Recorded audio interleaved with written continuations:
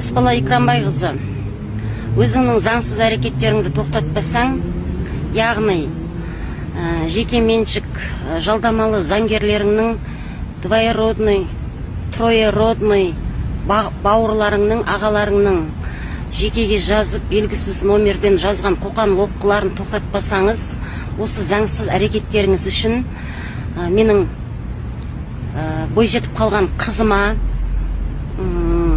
немесе кәмелет жасқа толмаған балаларымның тыныштығын бұзатын болсаңыз, мен сіздің сертификатсыз сатылған тауарларыңызбен лицензиясыз ойнатылған лотереяларыңызды дәлелдеп халықаралық тексеріске салатын боламын. Менің балаларыма қысым көрсетуді тоқтатыңыз.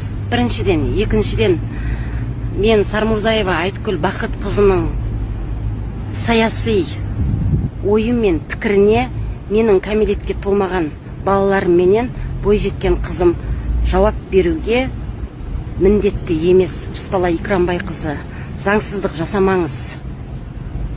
Айналайындар, жәрдемақының өзін отбасындағы адам санына шаққандағы кірістер суммасына қарай реттейін деп жатқан үкімет сендерге ақымақ емес. Айналайындар, сен 50 миллионнан жоғары дүние мүлік сатып алшы өзіңе. Ең бірінші, сенің банк счеттарың бұғатқа қойылады. Сөйтетте источник дохода, яғни ол ақша саған қайдан керек бол, қайдан келіп жатыр, қайдан түсіп жатыр, соның бәрін қағаз жүзінде сен дәлелдеу керексің. Ол түсіп жатқан ақшадан, сен тауып жатқан табыстан салық төлеп жатсың ба, декларация толтырып жатсың ба, оның бәрін тексереді.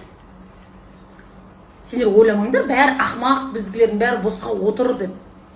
Сендерсіз де бәрін тексеріп, барып, счетымызды ашып, одан кейін барып атымызға дүние мүлік алып жатсақ жазылып жатыр. Бізде Алматының мынау базарларында еттің килосы, жылқының еті 4000 теңгеден болып жатыр. Құдай, 10 кило ет алсаң 40 000 теңге. 10 кило етің жармағандай болады. Сөйтіп ауылдан, Шардарадан килосын 2800 теңгеден жылқының етін алдым. 2 кішілік стройкадағы брачкілермен бөліп аламыз. Сөйтіп сол брачкілерге жіліктің ішінде бүйрегі, бауыры бәрі болады ғой. Жүрегі, сонымен әдемелеп қуырдақ жасайын деп жатырмын. Арық сөйлеп семіз шық дейді ғой, әдемелеп деп жатқан кезімізде. Зашай оқамасын. Соңғы уақытта білмеймін, қатты ғашық болып жүрмін ба, тамақтың тұзын жаман ашық қылып жүрмін ше. Бәрі мәхаббатымды қосып жасаймын. Сериалымды қосып алам да. Бисмилля. Бисмилля, сіз іс қылма дейді қазақта. Әй қызым-ау дейтін қашанда шеше байқұс аман болсын, е? Мамам деген сол еттің бәрін морозильниге салып, мұздатып, сүйек, сендер благостройкада тас тұрс деп көршілеріңнің мазасын алып, енді сүйек шаппайсыңдар ғой деп, ауылдан сүйектерінің бәрін шауып, мұздай қып Алматыға салып жүрген ғой. Шардара мен Алматының арасы 1000 километр.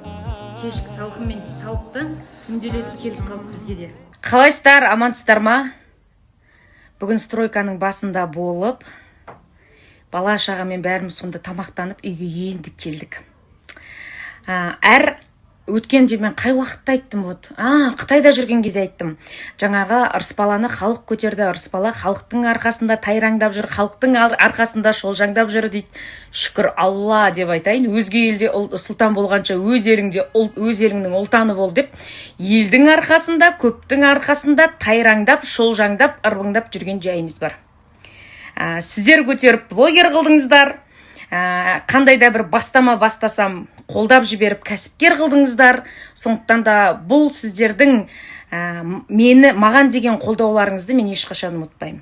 Соған орай мені қолдайтын кез келген маған подписана 10 оқырманның арманын орындайын деген болатынмын. Естеріңізде ма? Айтылған сөз айтылған жерде қалмасын. Қадыр Мырзалиев ағамыздың өлеңдерінің сөзінде келеді ғой, бақыт үлкен болмайды деп. Сол сияқты мен енді қолдайтын 85 тіпті 90% әйел кісілер десек болады. Әйел кісілердің арманы көп болып келмейді, байқасаңыздар. Бір кісі холодильник деп жазған, бір кісі стиральный машина деген, бір кісі пылесос, үйді сыпыруға белім жарамайды деген, бір ана болса 3 ай баламның логопедінің оқу ақысын төлеп берсеңіз деген, бір анамыз болса көп балалы анамын, пәтер ақымды төлеп берсеңіз 1-2 айлық деп сондай армандар жазған екен. 10 оқырманның арманын скрин жасап алдым. Алла қаласа ертең 5 оқырманның арманын орындаймын. Жаңағы маған арманын жазған кісілер сіздердің аты жөндеріңізді айтып, сіздерге телефон номерлеріңізді дайректте сұрап, мен сіздерге звондап сөйлессек қарсы емессіздер ғой, иә? 10 оқырманыма бүгін сіз маған арманыңыз жазып, сіз телефон номеріңізді қалдырсаңыз деп жазып жіберемін. Қазақта өле жегенше бөле же дейді ғой. Кушон сатып жатырмыз, косметика сатып жатырмыз. Сіздер қолдап алып жатсыздар. Әйтеуір жаңағы 5 саусағымызды аузымызға бірдей тығып, керемет бір байып кетпесек те, көштің алдында емес, көштің артында емес, көппен бірге көштің ортасында келе жатқан жайымыз бар. Мешкей деген жақсы ат емес дейді ғой. Сол сияқты мені қолдаған, ырыспаланы ырыспала қылған 10 оқырманымның арманы. Кейбір кісілердің арманы тіптен қарапайым ғой. Сізбен кездесіп, отырып 1-2 сағат әңгіме айтсам болды дейді. Бір кісілер айтады, қызымның тұсауын кесіп берші дейді. Ой, не деген қарапайым арман сіздердікі деймін да. Алла нәсіп етсе, кімге жаңағы айтады ғой, адам айдаса бармайсың, Алла айдаса қалмайсың деп. Сол секілді ол 10 оқырманымның маған дайректке жазған хатын Алла маған бекер көз шалдырмаған шығар. Сіздер маған ана күйіп, пісіп, жанып, анау сіз туралы мынау деді, мынау үйтіп жатыр, мынау бүйтіп жатыр деп жіберіп жатсыздар ғой. Сенесіздер ма? Сіздер ана жазып жатқанда ашып қарауға менің желанием жоқ, біріншіден. Екіншіден уақытым жоқ.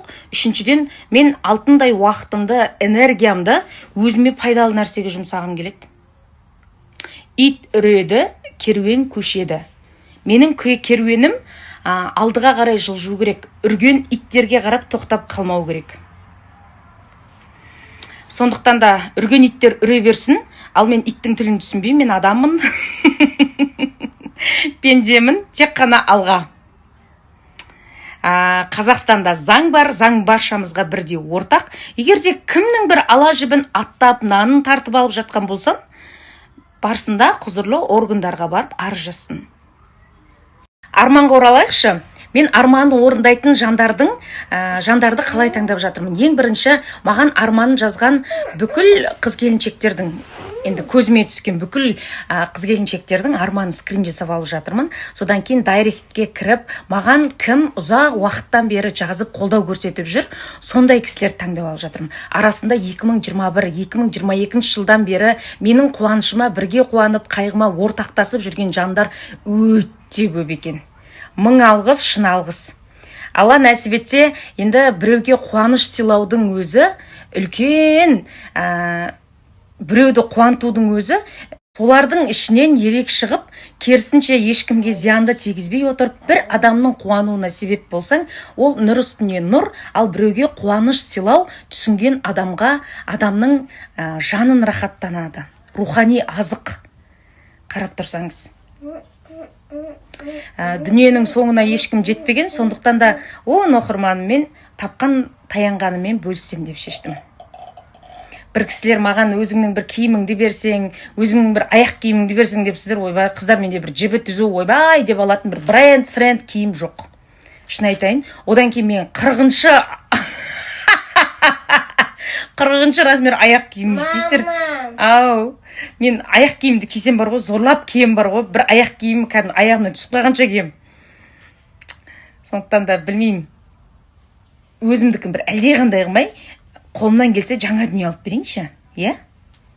Мынау арманы өте простой адамдар. Мен баламның тұсауын кесіп берші, қызымның тұсауын кесіп берші деп жатқан кісілер. Шли простойға армандарыңыз. Мейлі кез келген адамның мейлі ол тіршіліктің соңғысы адамның сорлысы болсын, оның бір құдай сүйер, адам сүйер бір қасиеті болады да, Алла берген. Мүмкін бір сондай бір нәрсені көріп қалғаннан кейін сөйтіп ойбай деп жатқан шығарсыздар. Неге шілей үйтіп бір ауыз толтырып тұсау кессе екен деп армандайтындай адам емеспін, конкретно айтып қояйын.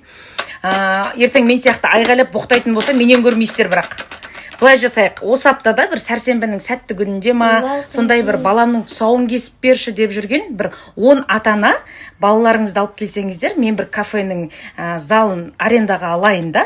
Жаңағы көп кісілер айтады ғой, тұсау кесуге бізде